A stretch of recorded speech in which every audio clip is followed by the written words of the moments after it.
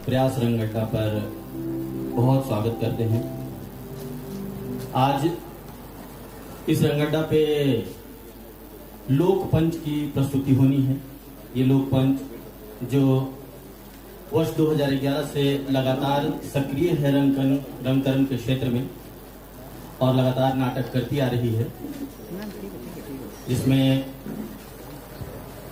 लोक पंच के द्वारा पूर्व में आपने विभिन्न नाटक देखे होंगे, जिसमें से कातिल खेत, नाट्य शिक्षक की बहाली, भोजपुरिया भान, सिपाही की माँ, बेटी पढ़कर क्या करेगी आदि आदि नाटकों का मंचन कर चुकी है और भी बहुत सारे नाटकों का मंचन किया है।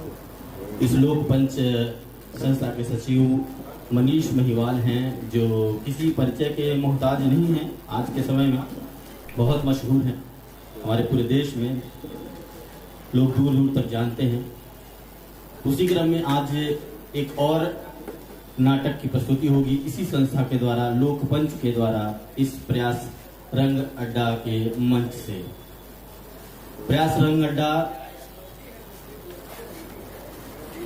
मिथिलेश सिंह, जो कि हमारे देश के जाने माने रंग निर्देशक हैं, उन्होंने शुरुआत की कि भाई कम से कम संसाधनों में आप किसी भी कलाकार के लिए मंच कैसे प्रोवाइड करा सकते हैं, कम पैसे में, कम खर्च में आप आइए, इसका पूरा लाभ उठाइए।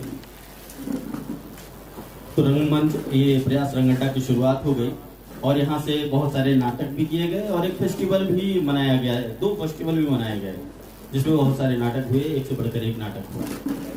तो खैर, नाटक देखने आए हैं आप लोग, तो नाटक ही दिखाएंगे।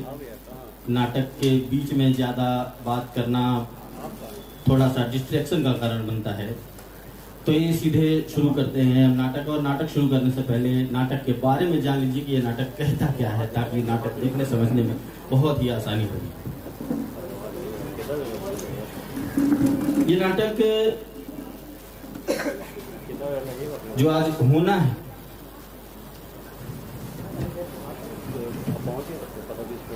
इस नाटक का नाम है तलाश।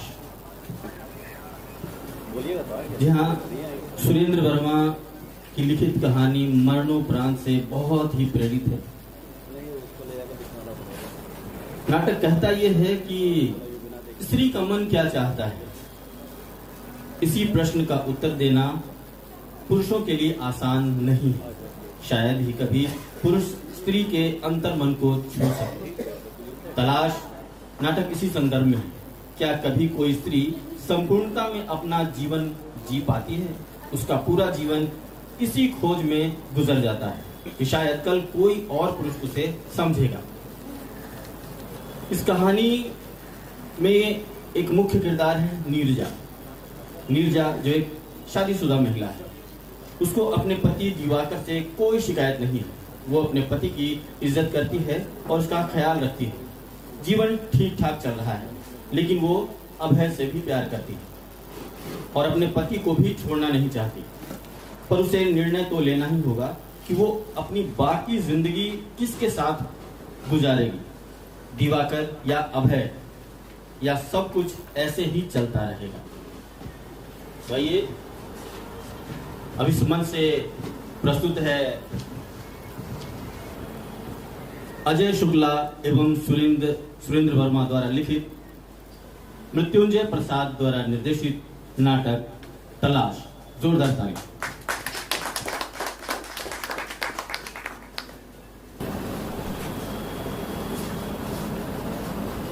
कभी कभी सोचता हूँ कि अचानक इस भीड़ में मिला ये अपरिचित क्यों इतना अपना सा लगता है? क्यों लगता है अपना खोया अर्थ स्वयं सा? और ये प्रेम का एहसास कैसे बदल देता है सब कुछ। बादलों में, वर्षा में, बिजली और गर्जना में कुछ उत्साह सा होता है, कुछ नए अर्थ की चाहत होती है। हर यथार्थ प्रकृति का प्रतिक्रम अर्थहीन, संवेदनहीन है।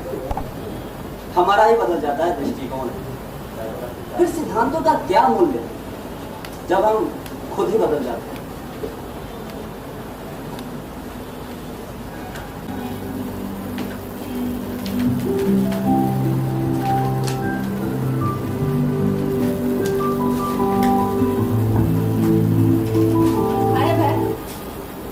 मिर्जा बैठो।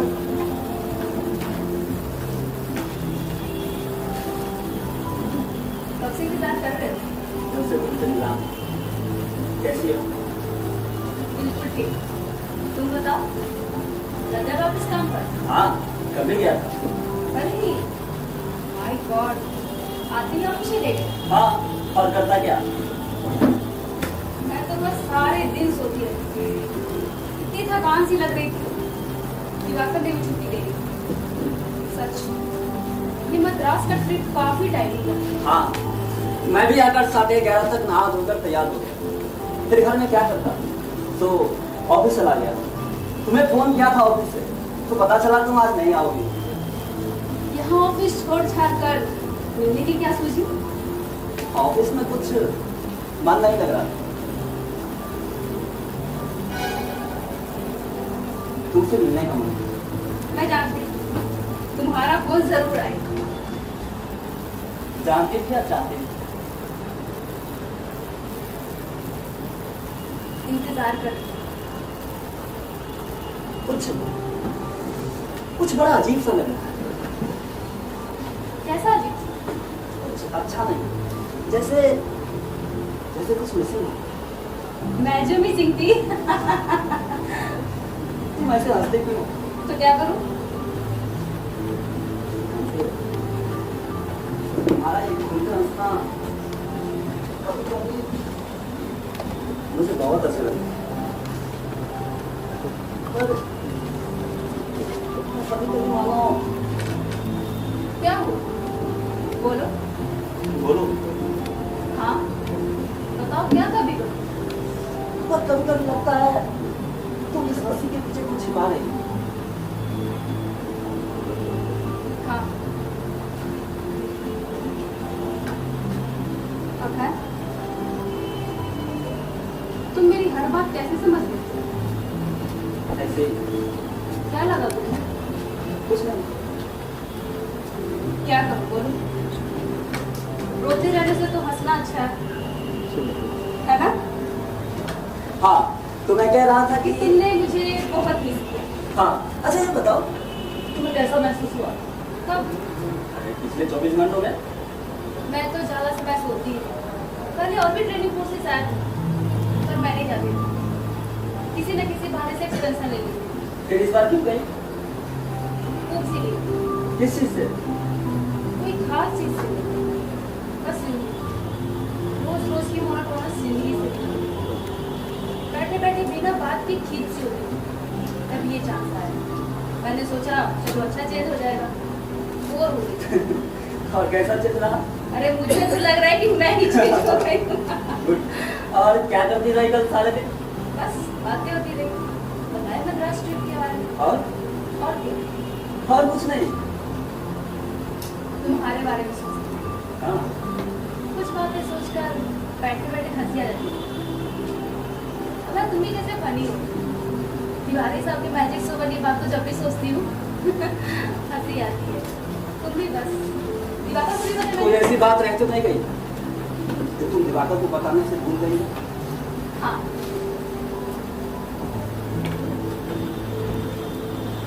एक क्या? यही कि मैं एक पागल लड़की से प्यार करने लग गई। नाम में पागल हो ना लड़का। I am 30। जानती हूँ। पर कभी कभी बच्चे से लगती हूँ। तुमने मुझे मिस किया? यही पूछना चाह रहे थे तुम देर से ना? हाँ, बहुत मिस किया।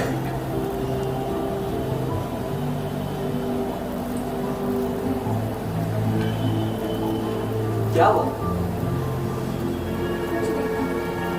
यूं ही सोच रही थी। क्या? ये सब ऐसे तुमसे मिलना इतने कम समय में इतनी हिंदी मैसेज हो जाती। हाँ, मैंने भी कभी नहीं सोचा था कभी कोई ऐसा भी मिलेगा जो इतना अपना सा लगेगा। अच्छा ये बताओ, अब क्या सोच रहे हो? किस बारे में? अपने बारे में। मैं समझी नहीं। मिर्जा, तुम सब समझ रही हो। और अपनी दोस्ती का यही कारण है कि हम दोनों एक दूसरे को पूरी तरह समझते हैं। सच? मैंने अभी सोचा नहीं। सच? असल में मैं अकेले ठीक से इस बारे में सोच भी नहीं पाई। सोचा तुमसे मिलकर बात करूं। तुम बताओ, तुमने तो सोच लिया होगा। हाँ, क्या? यह है कि मिर्जा तुमसे मिलने के बाद, तुम्हें समझने के बाद बड़ी शांति से मिली और ये भी लगा कि ये भावना मात्र मेरी अपनी तरफ से नहीं, तुम भी ऐसे ही महसूस करोगे। और अपने आप से काफी जिला करने के बाद यही लगा कि अगर हम दोनों हमेशा साथ रहे तो जिंदगी कुछ और होगी, जिंदगी में कुछ जान होगी। और अब जरा गंभीरता से और वास्तविकता को भुलाए बिना सोचो। वास्तविकता? क्या वास्तविकता? क्या है वास्तविकता? बोलो। आवाज तेज मत करो। अब ये बताओ कि तुम चाहते क्या? तुम फिर से वही क्या होना चाहती हो? तो तुम लोग काम पकड़ नहीं जा।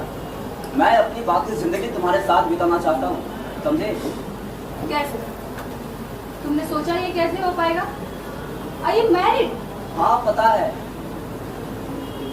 अब है? क्या? प्लीज समझो। क्या समझू? अब है, तुम बताओ मुझे। मैंने ये तो नहीं कहा कि मैं तुम्हारे साथ नहीं रहना चाहती। मैं तो खुद तुम्हें पाकर।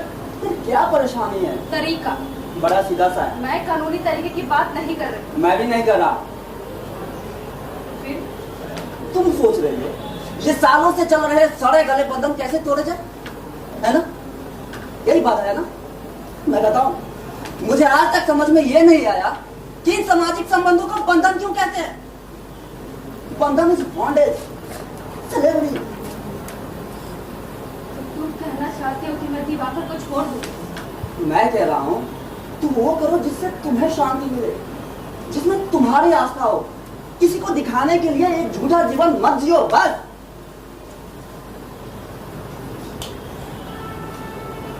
मेरा कुछ कर्तव्य है उनके प्रति। कर्तव्य? हाँ। तुम्हारा मतलब दायित्व का बोझ? हाँ। जानती हो, आजकल मैं कभी कभी सोचने लगा हूँ कि हम लोग इसे बोझ क्यों कहते हैं। शायद जब उसे छोड़ने का मन करने लगे तब दायित्व एक बोझ ही सा बन जाता है। हाँ, वेरी वेल से। पर कभी कभी एक चीज और सोचता हूँ। क्या? यही कि मिर्जा, क्या हमारा अपने प्रति कोई दायित्व नहीं? क्या सारा दायित्व दूसरों के प्रति ही है? मैं भी महसूस करती हूँ आजकल। हाँ, तुमसे मिलने के बाद क्या बेसिक चेंज हुआ है? शायद जीने की चाहत थी। पहले भी तो जी रही थी। हाँ, पर वो एक बड़ी मरी मरी सी जिंदगी थी। दुख नहीं था, मानती हूँ, पर कुछ भी नहीं। पर तुम्हारी मैरिज लाइफ तो नॉर्मल है। मानती हूँ, दिवाकर एक अच्छा इंसान है और अपनी तरफ से मुझे चाहता भी बहुत है। जब तुम्हारी मैरिज लाइफ में सब ठीक था तो फिर क्या हो गया? तुम जानते हो। क्या? तुम जवान हो? तो चला जाऊं? नहीं, अब नहीं। या तुम ना आए होते, एहसास ना दिलाया होता कि साथ क्या होता है, प्यार क्या होता है। बराबर। जानती हो, मैं तुम्हें इतना क्यों सामने लगा हूँ? क्यों? क्योंकि निशा, ऐसी बातें करके तुम सहारा से देती। शायद हम दोनों बहुत अच्छी तरह से। क्योंकि हम दोनों एक तरह से सोचते भी हैं। और शायद प्यार की सबसे मजबूत कड़ी यही है। सच, मैंने और दिवाकर ने भी एक दूसरे को बहुत अच्छी तरह से समझने की पूरी कोशिश की और काफी हद तक समझे भी। तुम लोगों में शादी के बाद आपस में शायद ही कभी झगड़ा हुआ या शायद ही कभी मतभेद भी हुआ। तो कमी क्या रही? कमी तो नहीं। हाँ, जाने अनजाने कदम कदम पर हम दोनों समझौते करते चले। शांति तो रही, शायद सुख भी। और समझौतों का जो ये घेरा बना, उसमें कुछ घुटन सी रही। तब समझती हूँ, शायद यही प्यार होता है। रह रहती रही ऐसे ही, इसके अलावा भी कुछ हो सकता है ना, कभी जाएगा ना सोचा। तो अब क्या लगता है? समझौता प्यार नहीं होता, प्यार में इसकी जरूरत ही नहीं पड़ती। जानती हो, पहली बार तुमसे मिलने के बाद मैं भी यही महसूस कर रहा हूँ। क्या? यही कि मिर्जा कुछ कहने की जरूरत ही नहीं पड़ती, तभी तो हम दोनों इतने जल्दी इतनी करीब आए। क्या कुछ ज्यादा जल्दी नहीं? अच्छा ये बताओ, आज तारीख कितना है? 10 अप्रैल। और हम लोग मिले कब? 18 मार्च को। अब तो 1 महीना होने जा रहा है। हमारी सबसे काफी होगा। अपने आप को पहचानने के लिए और कितना तो तो फिर इतना भी समय क्यों? शायद हम कुछ आदर्शों का लिबास हो रहे हैं, वेरी करेक्ट। पर अभी आदर्शों का लिबास पहना नहीं जाता। तो फेंक दो। पर ये जिम्मेदारियां, हम दोनों घूम फिर कर फिर इसी बात पे आ गए।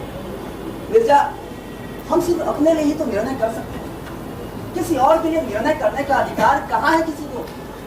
इसी तरह हमें अपना निर्णय खुद करना है, किसी और को नहीं। यानी हमें सिर्फ अपने बारे में सोचना चाहिए। We should be selfish। नहीं मिर्जा, ये सेल्फिश या सेल्फ सेंटर्ड की बात नहीं है, ये मात्र दृष्टिकोण की बात है। जितना आसान तुम समझ रहे हो, लगता ठीक से भी सोचा भी नहीं तुमने इसके बारे में। तो सोचा है कॉन्सिक्वेंसेस क्या होंगे? यानी कि सवाल सिर्फ ये है कि जो 15 से 20 या 25 साल रहते हैं उनका क्या करना है। कभी कभी तुम जीवन में कितना कठोर और कितना सच्चा रूप दिखाते हो। तुम दिवाकर को छोड़ पाओगे? उसे कितना आघात पहुंचेगा तुम नहीं सोच सकते। मैं सोच सकता हूँ। कैसे? वो ऐसे कि मिर्जा, अब इस स्थिति का सामना किसी एक को करना ही है। तुम किसी एक के साथ ही रह सकते हो, और ये प्रश्न आदर्शों या त्याग भावना का नहीं, मात्र गणित का है। मैं कुछ समझी नहीं तुम क्या कह रहे हो। मैं कह रहा हूँ कि किसी एक की झूठी खुशी के लिए हम दोनों अपनी सच्ची खुशी क्यों छोड़े? लेकिन दिवाकर का क्या होगा? मैं क्या जानूँ? मैं ईश्वर का रोल अदा नहीं करना चाहता हूँ। बेजान बंधन काटने पर भी दर्द होता है, मुझे पता है। तुम ये सब कैसे कह रहे हो? तुम्हारी मन की बात है।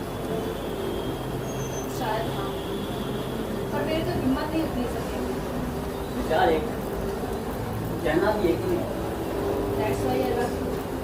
सच कहने से तुम भी डरते हो। तो क्या फैसला लिया? ये तुम क्या अपने ऑफिस की मीटिंग कर रहे हो? फैसला तो लेना है। मैं बिना फैसला लिए काम कर सकती हूँ।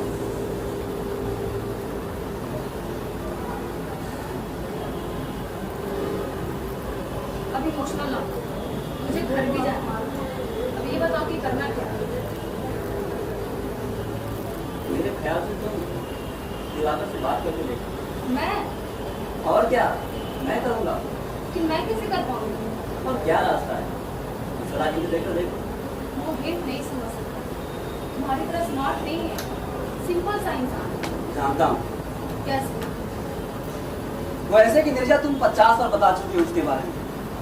बहुत सिंपल नेचर का है, डैशिंग नहीं है, सादी पसंद है, दिखाता नहीं है पर भावुक है, ज्यादा इंटेलिजेंट नहीं है पर समझदार है, ईमानदार है, ज्यादा मजाकिया नहीं है पर कम हंसता है, प्लेजेंट है, अच्छा है पर बोर है। He is good but good for nothing। तुम निर्षा से कह रहे हो? नहीं, निर्जा मुझे एक व्यक्ति होने के नाते उससे कोई शिकायत नहीं, पर कभी कभी ये सोचता हूँ कि क्या ये तुम्हारे लायक है? बुरा लग रहा है इस बात के बारे में सुनना। नहीं, पर अब उससे क्या फायदा? जो हो चुका सो हो चुका। Nirja, I am sorry. नहीं, कोई बात नहीं। निर्जा, मैं उसकी दिवाकर की बुराई या उसे नीचा दिखाने के ख्याल से नहीं कह रहा, बल्कि कभी कभी मैं ये सोचने लगता हूँ कि उसकी जगह मैं भी हो सकता था। तब बात कुछ और ही है। अच्छा मैं चलती हूँ। अच्छा सुनो, जरा दिवाकर से बात करने की कोशिश करो। एकदम शिफ्ट करो। ठीक, कल फिर यही होगा।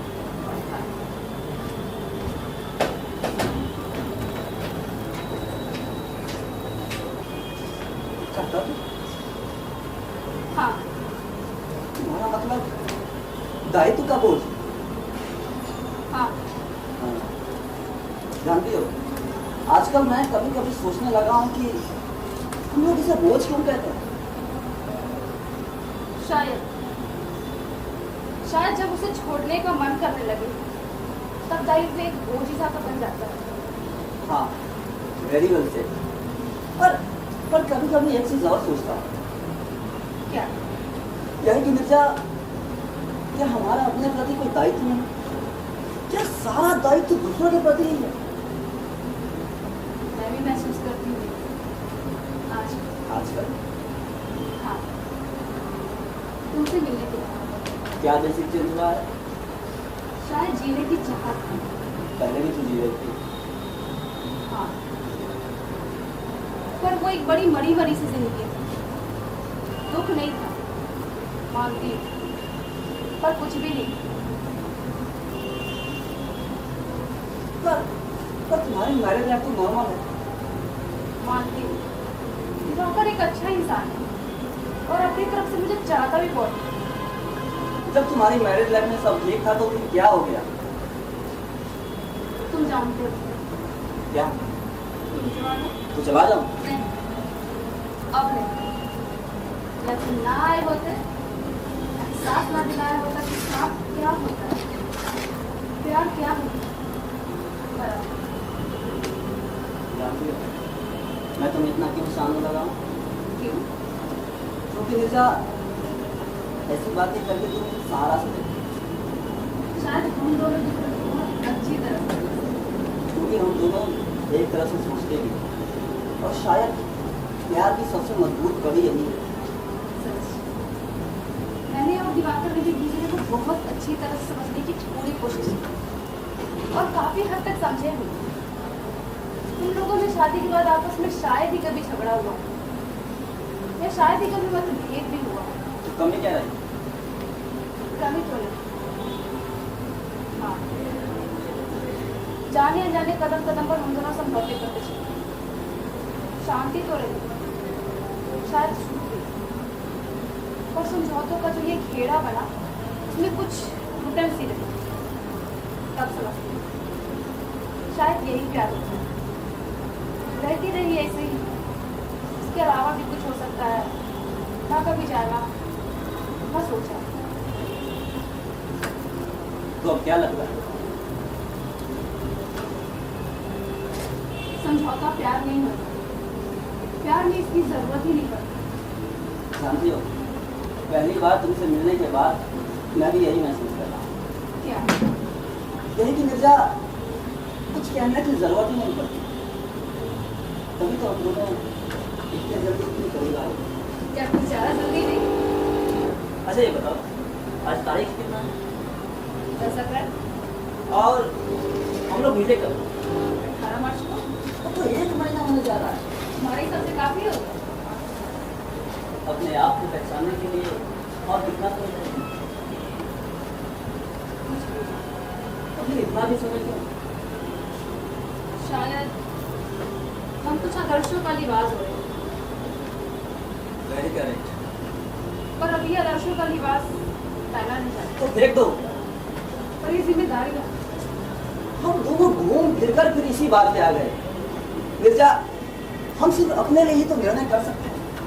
किसी और के लिए निर्णय करने का अधिकार कहाँ है किसी को? इसी तरह हमें अपना निर्णय खुद करना है, किसी और को नहीं। यानी हमें सिर्फ अपने बारे में सोचना चाहिए। We should be selfish. नहीं निर्जा, ये सेल्फिश या सेल्फ सेंटर्ड की बात नहीं है, ये मात्र दृष्टिकोण की बात है। जितना आसान तुम समझ रहे हो, लगता ठीक से भी सोचा भी नहीं तुमने इसके बारे में। तो सोचा है कॉन्सिक्वेंसेस क्या होंगे? यानी कि सवाल सिर्फ ये है कि जो 15 से 20 या 25 साल रहते हैं उनका क्या करना है। कभी कभी तुम जीवन में कितना कठोर और कितना सच्चा रूप दिखाते हो। तुम दिवाकर को छोड़ पाओगे? उसे कितना आघात पहुंचेगा तुम नहीं सोच सकते। मैं सोच सकता हूँ। कैसे? वो ऐसे कि मिर्जा, अब इस स्थिति का सामना किसी एक को करना ही है। तुम किसी एक के साथ ही रह सकते हो, और ये प्रश्न आदर्शों या त्याग भावना का नहीं, मात्र गणित का है। मैं कुछ समझी नहीं, तुम क्या कह रहे हो? मैं कह रहा हूँ कि किसी एक की झूठी खुशी के लिए हम दोनों अपनी सच्ची खुशी खुश हो। लेकिन दिवाकर का क्या होगा? मैं क्या जानूँ? मैं ईश्वर का रोल अदा नहीं करना चाहूँगा। बेजान बंधन काटने पर भी दर्द होता है, मुझे पता है। तुम ये सब कैसे कह रहे हो? तुम्हारी मन की बात है। शायद हाँ, पर मेरी तो हिम्मत नहीं उतनी सके। विचार एक है, कहना भी एक ही है। That's why I love you. सच कहने से तुम ही डरते हो। तो क्या फैसला लिया? ये तुम क्या अपने ऑफिस की मीटिंग कर रहे हो? फैसला तो लेना है। क्या बिना फैसला लिए काम चल सकता है?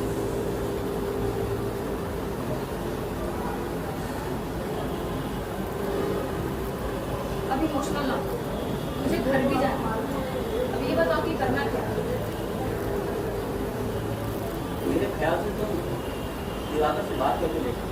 मैं और क्या, मैं करूँगा। कि मैं कैसे कर पाऊंगी? और क्या रास्ता है? जरा मुझे देखो देखो। वो गेट नहीं समझ सकता। तुम्हारी तरह स्मार्ट नहीं है, सिंपल सा इंसान। जानता हूँ। कैसे? वो ऐसे कि निर्जा तुम 50 बार बता चुकी हो उसके बारे में।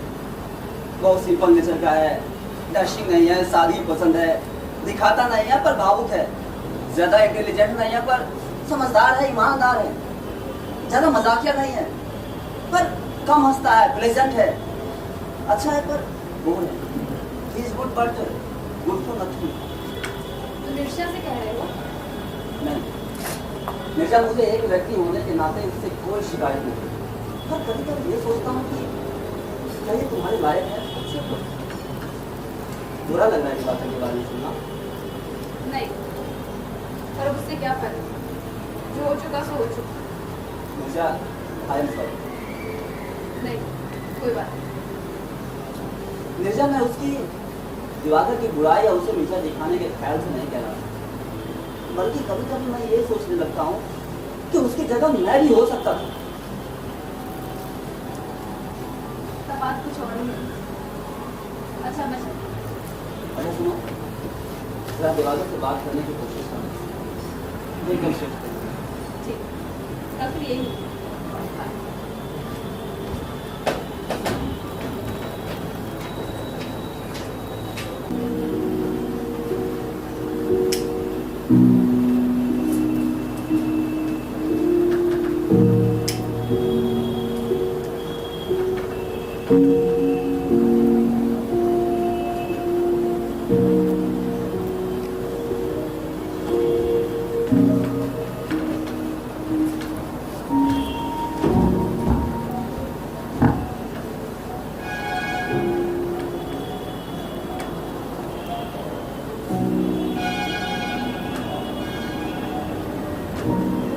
आप पसंद करेंगे?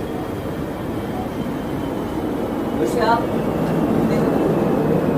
मेरा फूल पाकर तुम्हें ताज्जुब तो हुआ होगा। शायद पहले कभी तुमने देखा है मुझे? वैसे पिछले 5 दिनों से मैं खुद सोच रहा था कि पता करूं कि कैसे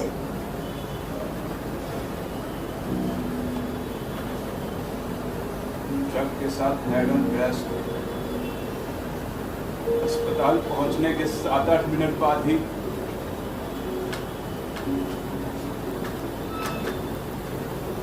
आखिर वो क्या था उसमें? उसे होश कहाँ था। मुझे खुद 7 बजे मालूम हुआ।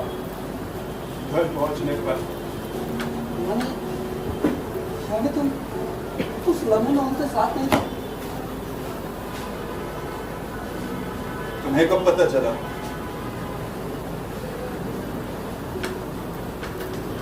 दो दिन बाद कैसे? दफ्तर में फोन किया। क्यों? उफ, गलत सवाल।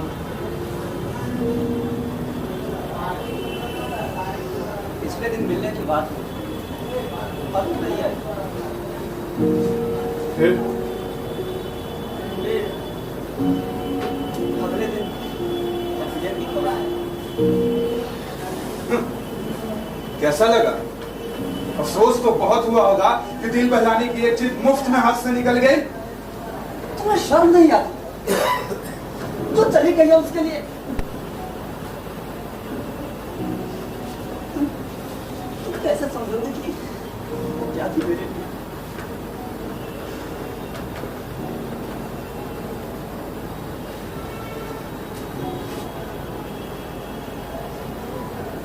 तो तुम मिलना चाहते थे मुझसे?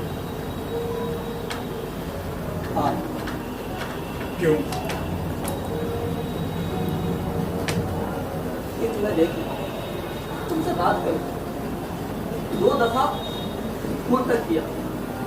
पहली बार 735 तक डायल किया, फिर रिसीवर रख दिया। दूसरी बार नंबर पूरा मिलाया पर घंटे बजते ही फोन कर दिया। मुझे लगा कि पता नहीं तुम किस तरह से। डर? नहीं, पूरी तरह डर में नहीं, लेकिन कुछ न समझे जाने की या कुछ गलत समझे जाने की जोखिम है, या हो सकने वाली नाउम्मीदी का बोझ।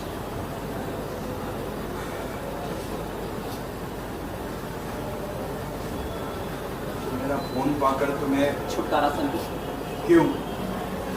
क्योंकि तुम ही तो हो जो, क्योंकि हम दोनों ही एक दूसरे की चोट को समझ सकते हैं। हाँ, तुम मुझे चोट देने के बाद तो तुम इस तरह से सोचते हो। कुछ गलत है इसमें? जिम्मेदारी एक पर डाल देने से बात सुलझी हुई लगती जरूर है, लेकिन उस हालत में सच्चाई पूरी नहीं होती। मैंने जो कुछ भी किया अपनी खुशी के लिए। पर तुम्हारी ये खुशी मेरे लिए क्या बन गई? मैं क्या करूं? आखिर सिर्फ मैं तो जवाब दे नहीं उसके लिए। अगर जवाब देना है तो अगर वो भी अपना हाथ इस तरह आगे नहीं बढ़ाती तो किस तरह? तो मेरा फोन पाकर तुम्हें ताज्जुब नहीं हुआ? नहीं। तो क्या तुम्हें अंदेशा था कि हाँ, मुझे लग रहा था कहीं कुछ ना कुछ ऐसा जरूर छूट जाएगा जिससे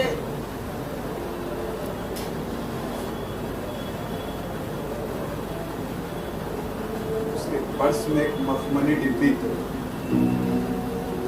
उसमें जराऊ कपड़े, कागज के एक टुकड़े पे तुम्हारे इनिशियल्स के साथ सालगिरह की मुबारकबाद।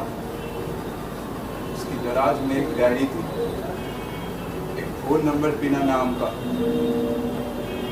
डायरेक्टली में देखा तो तुम्हारा नाम था। अगर ये चीजें ना मिलती तो क्या मतलब? तुम्हें कभी कुछ होता?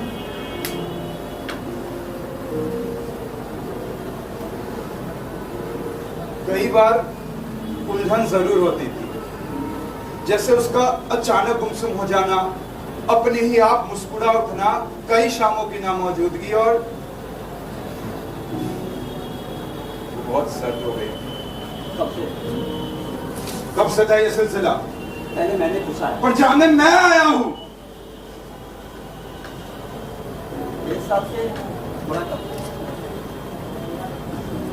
मुलाकात का मेरे ऑफिस का इनोवेशन होना तो इंटीरियर डेकोरेशन के लिए जगह दिख रहा है।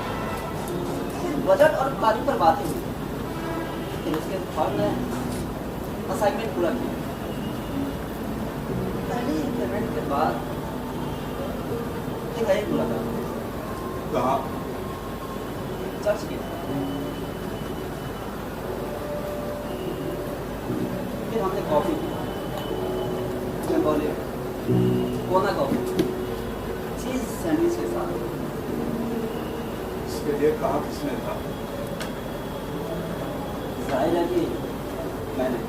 और उसने एकदम हामी भर दी, एक बार भी ये नहीं कहा कि उसे देर हो रही या कुछ और काम है? फिर अगले हफ्ते मैंने फोन किया कि मेरे पास फिरोज की फिल्म का एक एक्स्ट्रा टिकट एक दोस्त के लिए मंगाया था, पर उसे अचानक कहीं बाहर जाना था। अगर आपकी दिलचस्पी हो और वक्त निकाल सके तो तो उसने कहा कि उसे खुशी हुई।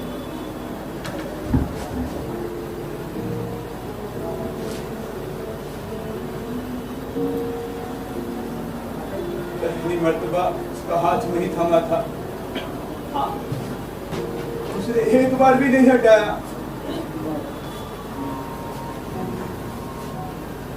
तुम लोग कहाँ बैठते थे?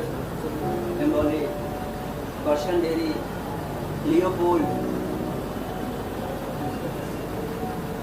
पहली मर्तबा उससे चुमा कहा था, और पहली मर्तबा कहा मत पूछो, क्यों?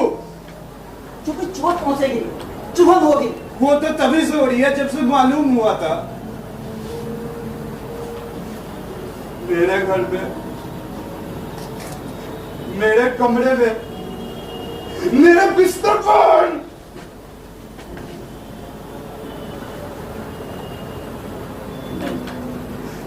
वहां कभी नहीं, क्यों? नहीं चाहते कौन? दोनों। क्यों? उस घर में घुसते ही बहुत तीखा हो जाता था गुनाह का एहसास। ऐसा लगता था जैसे तुम्हारी मौजूदगी में ही। कौन करता था महसूस? तुम? पहले कहा किसने था? कुछ याद नहीं, याद करने की कोशिश करो।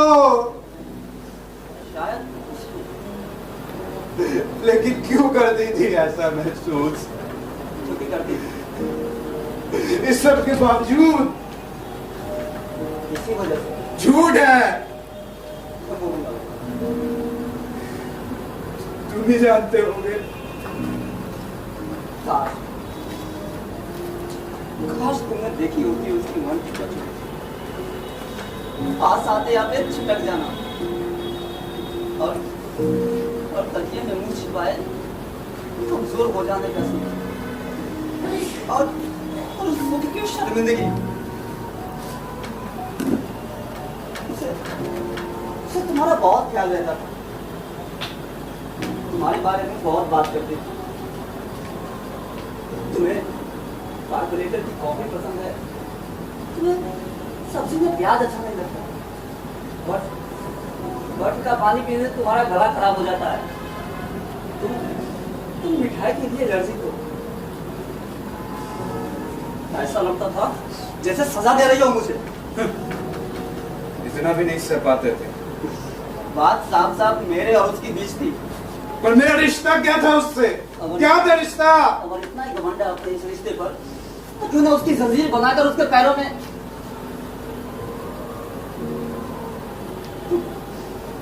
तुम उसके लिए कितनी जगहों के साथ जुड़े। हम बैरिज नहीं जाते थे क्योंकि वहां की पेस्ट्री तुम्हें बहुत पसंद थी। लॉन्ग ड्राइव के लिए पूना रोड नहीं, डूबता सूरज देखने के लिए जू नहीं, रेंडेवू नहीं, क्योंकि वहां तुमने उसे प्रपोज किया। कौन नहीं जाना चाहता था? तुम? दोनों। क्यों? क्योंकि वो दोनों रिश्तों में हम डूब नहीं पाते थे साथ। चलते ही लोग एक बार ध्यान इस तरफ और इस तरफ। तुम हमेशा मदद के करने को, उसके साड़ी के पल्लू पर तुम्हारी उंगलियों की छुआ, कमरे में दबे पाव चलने की आड़, बंद खिड़कियों के पीछे तुम्हारी आंखों की चिंगारी। मैं उन लम्हों में कभी जज नहीं हो पाया।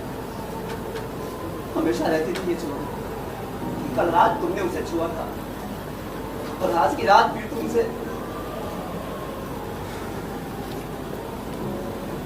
और मुझे कभी किसी तरह की कोई चुभन नहीं।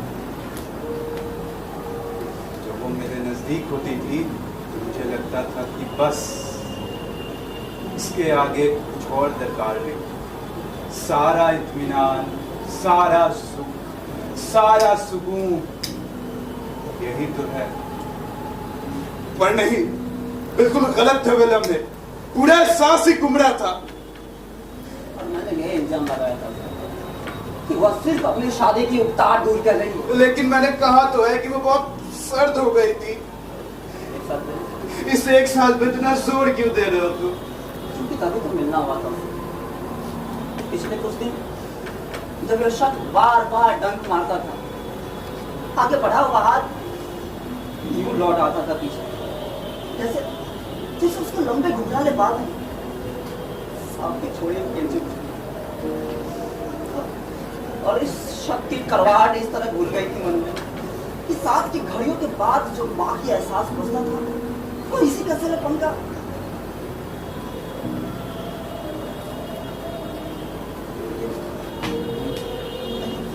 बातें सुनने के बाद उंगलियों में जुबान का कोना लपेट और बड़ी बड़ी पलकें उठाकर देखती थी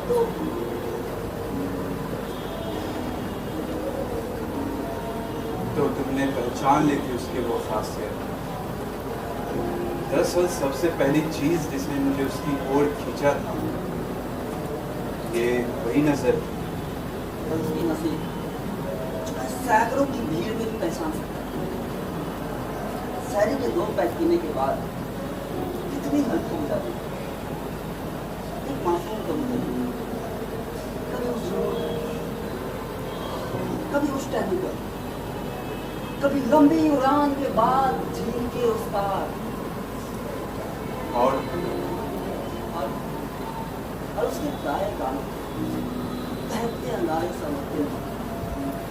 तुमने उसे उस तरह से तो नहीं लिया, मतलब उस तरह से लिया होता तो शादी की बात होती। शादी की बात हुई थी। सुनो तुमको जिंदगी की बात हुई। हमेशा डरे डरे सोने समय रहना, कहीं कोई देख ना दे, कहीं कोई मिल ना जाए, कहीं कोई तुम्हें बता ना दे। मुझसे नहीं सहा जाता। पिछली गली का वो धुंध और सन्नाटा मुझे साफ आसमान से चमकदार धूप। उसने क्या कहा?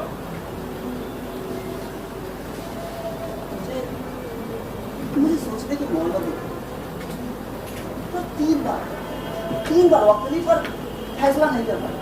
क्यों?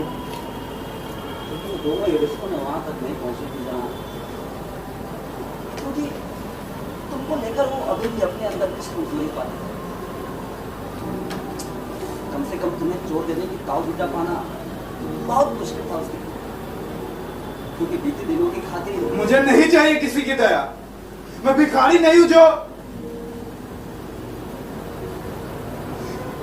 मैं अभी तक समझ नहीं पाया कि कैसे हमारे बीच सब कुछ नामालूम ढंग से बुझ गया। अच्छा, हमारे यहाँ अगर बच्चा होता एक तो क्या कुछ फर्क पड़ सकता था?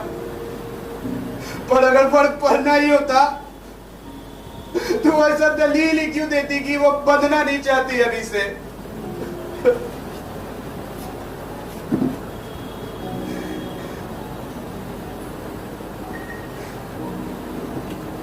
ये तुम्हारे लिए थी।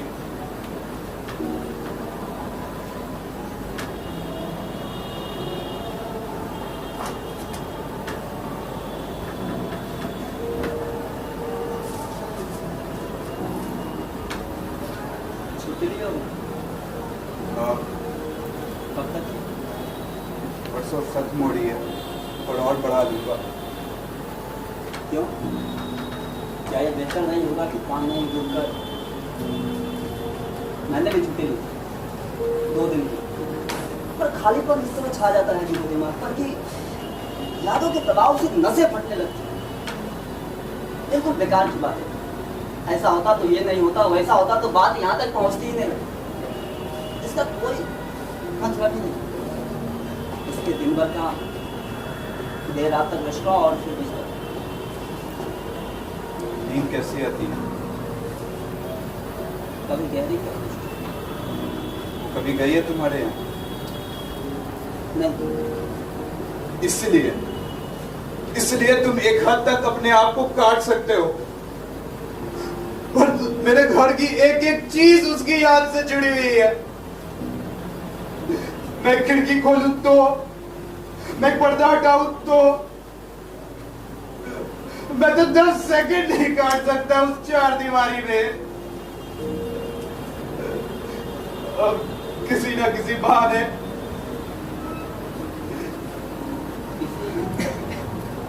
मैं जगह जाने से शायद निकल रहा हूं।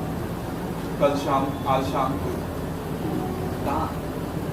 प्रोटीन नाम जब बताए थे, जहाँ की भी बार पहले मिल जाए। कब तक? 2-3 हफ्ते। अगर ये सच्चाई बर्दाश्त हो गई तो वापस आ जाऊंगा, वरना कहीं और तबादला करा लूंगा। और तुमने क्या सोचा है? मैं शादी करूंगा जल्दी। पिछले 3 दिन से मैं ये सोच रहा हूं, मान लो ये डिब्बी या और कोई चीज मुझे नहीं मिलती, इसके बारे में मुझे कुछ भी मालूम नहीं पड़ता, तो मैं यही सोचता रहता कि उसके हते हुए सब ठीक था। तो क्या गलत हो जाता इसमें? क्या गलत हो जाता? अब इत्मीनान का पैसा धुंधला क्यों हो गया है? उन शुरू के दिनों की याद से भी मुझे शर्मिंदगी होने लगी है। जब तुम हमारे बीच कहीं नहीं थे, उस सुकून की चमक भी इस तरह झूठी लग रही है कि जैसे छुओ तो उंगलियों में आ उतरेगी।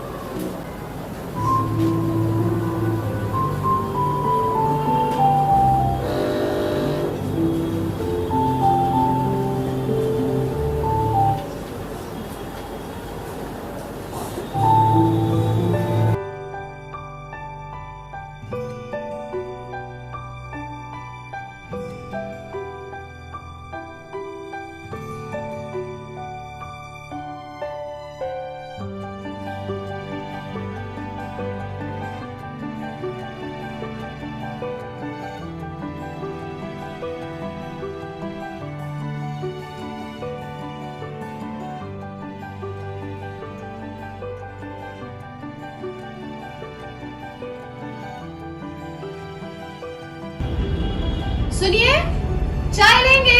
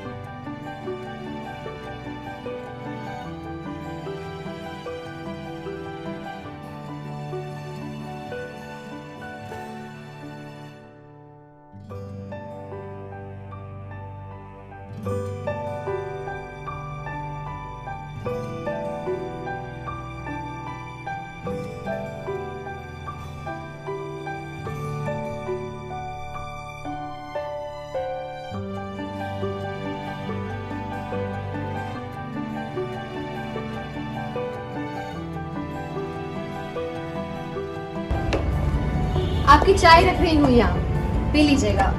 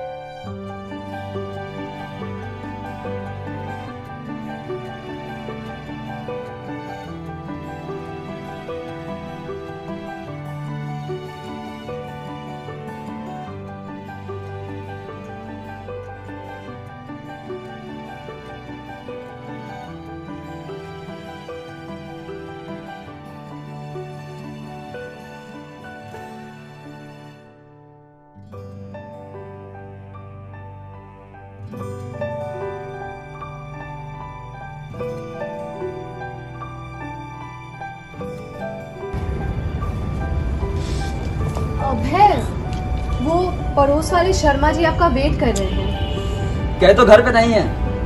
लेकिन वो बहुत देर से वेट कर रहे हैं। अरे कह तो ना घर पे नहीं है, बोल तो रहे हैं। बोलो बाद में आने के लिए। ठीक है।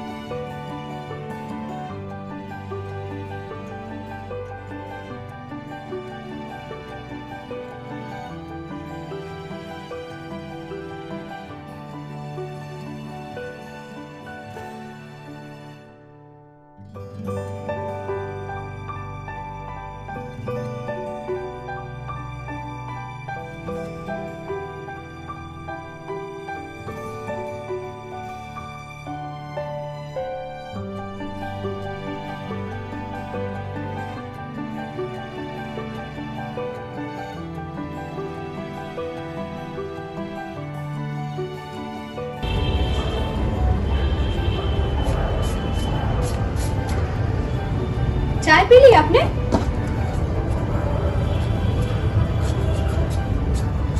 तो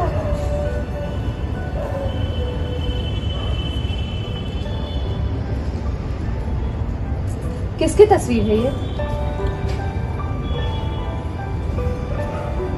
अब है, मैं आपसे कुछ पूछ रही हूँ, किसकी तस्वीर है ये? डिस्टर्ब मत करो। डिस्टर्ब कर रही हूँ? मैं डिस्टर्ब कर रही हूँ?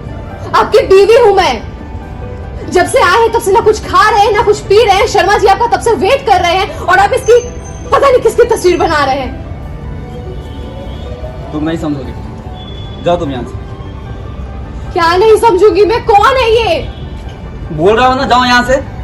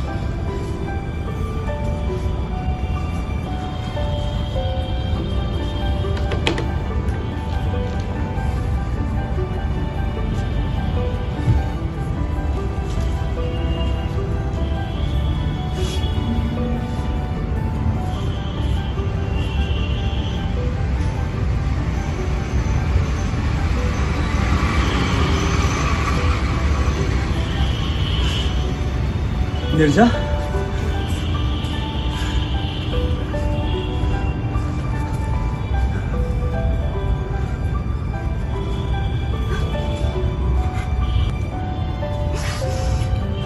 नीरजा,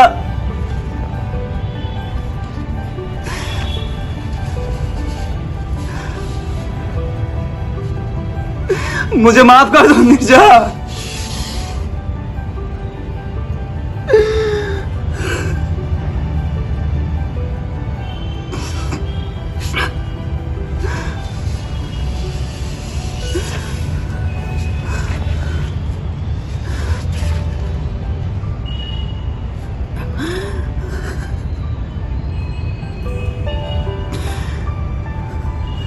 बेटा।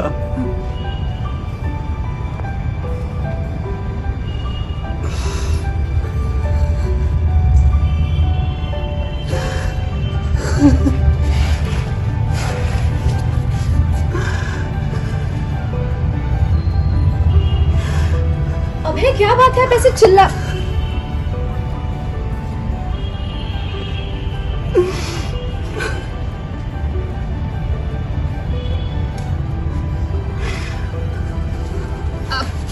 आप उठे।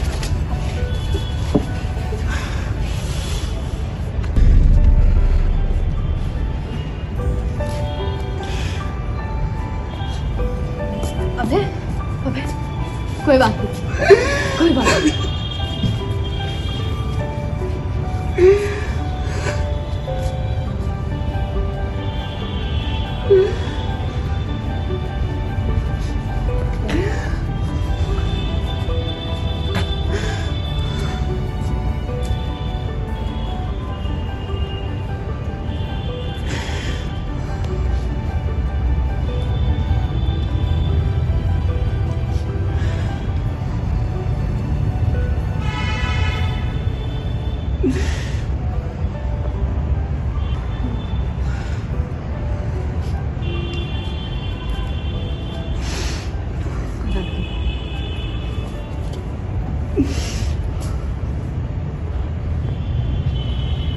मैं एक बार जोरदार तालियों से सभी कलाकारों का हौसला एक बड़ा सीरियस नाटक था ये और वाकई बहुत मज़ा आया। मैं आपको कलाकारों से मिलवा दूं, उनसे परिचय करा दूं।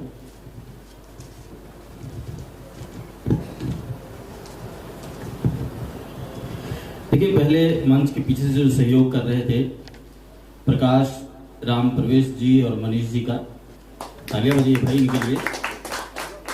मंच रजनीश और विनोद जी, रूप सज्जा ममता और अरविंद जी, वस्त्र विन्यास रितिका, मीडिया देख रहे थे अभिजीत चक्रवर्ती, प्रस्तुति नियंत्रक अभिषेक राज, सहायक निर्देशक सोनू कुमार, कहानी अजय शुक्ला एवं सुरेंद्र वर्मा की थी और ये प्रस्तुति लोकपंच पटना द्वारा। अब मंच पर अभिनय कर रहे कलाकारों से मैं आपका परिचय करा दूं। नीरजा का पात्र कर रही थी सुकन्या पंडित, जोरदार तालियां बजनी चाहिए। दिवाकर थे अमन कुमार और अभय का किरदार निभा रहे थे प्रिंस राज, जोरदार तालियां बजनी चाहिए। और इस नाटक के निर्देशक मृत्युंजय प्रसाद, जोरदार तालियां स्वागत करें मृत्युंजय भाई का। वाकई बहुत ही उम्दा प्रस्तुति। और ये देखिए, आजकल के जीवन में ये सच में वाकई में घट रहा है।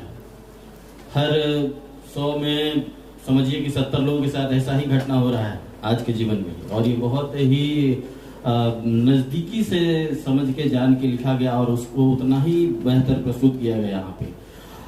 ये प्रस्तुति एक बार मैं बता दूं ये फिर से कि मैं ये प्रस्तुति लोकपंच पटना द्वारा ये प्रस्तुत किया गया इस नाटक को। अब हम चाहेंगे कि अपने मृत्युंजय भाई से कि भाई आप जरूर 2 शब्द कहें। धन्यवाद दीपक। ये सारे आप लोग को और प्रयास रंग अड्डा मिथिलेश भैया बहुत ज़्यादा इसका चर्चा सुने थे तो मन किया कि एक बार यहाँ पर आके थोड़ा मज़ा लिया जाए। अच्छा लगा, इतने कम जगह में इतना अच्छा सेटअप तैयार किया है मिथिलेश भैया, बधाई के पात्र हैं इसके लिए। और यहाँ कंटिन्यू गतिविधियाँ हो, हमारे बाकी साथी भी इस पर ध्यान दें कि कम से कम महीना में 2-3 शोज अगर होते रहें तो शायद यहाँ दर्शकों की संख्या में बढ़ोतरी होगी। और ये हमारा एक प्रयास था, इसको आप लोगों ने देखा सराहा, इसको हम और आगे लेके जाएंगे। मनीष भैया के उन्हीं की प्रेरणा से ये काम हुआ है, तो लोकपंच का बहुत बहुत शुक्रिया। और मैं चाहूँगा कि मनीष भैया आप प्लीज़ हमारे पास आएँ और 2 शब्द कलाकारों के लिए। धन्यवाद। सबसे पहले राम प्रवेश जी है क्या? आइए भाई जी, ये लोकपंच के बहुत पुराने पिलर हैं, सबसे पहले प्रयास रंग अड्डा को ढेर सारी शुभकामनाएं, बधाई। ये इसका जब उद्घाटन हुआ था पूरे तामा झामा के साथ हम लोग इकट्ठा हुए थे कि इस पर रेगुलर हम लोग शो करेंगे, लेकिन किसी कारण से होता है, रुक जाता है। हमारी हमेशा मिथलेश में रहती कि भाई एक्टिविटी होता रहे। सडनली ये नए बच्चे नाटक तैयार किए कि भाई हम लोग को परफॉर्म, इसमें सारे नए बच्चे हैं, एक भी पुराना न लोकपंच के न प्रयास के आपको नहीं दिखेंगे, सारे नए बच्चे हैं जो मोटा मोटी पहली एक ढंग का प्रस्तुति है। तो हम लोग का टारगेट, मिथलेश का टारगेट ऐसे बच्चे, अगर हमारे पास सीमित साधन, हमारे पास पैसे नहीं, तो कम पैसे में बच्चों को मंच दिया जा सके, मीडिया दिया जा सके, जो बच्चे को लगेगा। कई बार होता है कि बच्चे 10 दिन, कई बार हमारे लड़के ये कलाकार ये कहते हैं कि हमारे बच्चों को फलाना तोड़ के ले गया, तोड़ के नहीं ले जाता। आप अगर काम नहीं करेंगे, बच्चों को मंच नहीं देंगे, बच्चों को मीडिया नहीं दिखाएंगे, तो घर वाले क्या कहेंगे।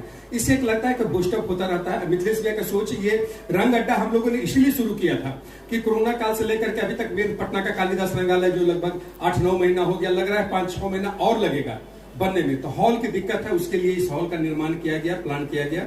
और इसके लिए मिथलेश भैया को, प्रयास रंग अड्डा को, पूरी टीम को ढेर सारी बधाई। और जो हमारे नए बच्चे जो सारे टीम में हैं, इन लोगों को बधाई कि कम समय में इन्होंने अच्छा परफॉर्मेंस किया। और हम मृत्युंजय भाई अक्सर बात करें, ये ट्रायल है, ये टेस्टिंग था। ये आगे इसमें और कुछ नए बच्चे जुड़ेंगे और कुछ लोग पुराने जुड़ेंगे और इसको एक बड़े लेवल पर हम लोग आगे प्लानिंग कर रहे हैं। धन्यवाद। धन्यवाद, बहुत धन्यवाद। और वाकई सच में आप सभी बधाई के पात्र हैं और आप लोगों को शुभकामनाएं भी आगे के लिए। तो आज की प्रस्तुति यही थी, आप लोगों ने देखा। और जैसे भी आगे कोई प्रस्तुति इस प्रयास रंग अड्डा से होगी, हम आपको वो जरूर खबर करेंगे। आप बेशक यहाँ पर आइएगा और उसका पूरा आनंद लीजिएगा। तब तक के लिए बहुत धन्यवाद। शुभ रात्रि।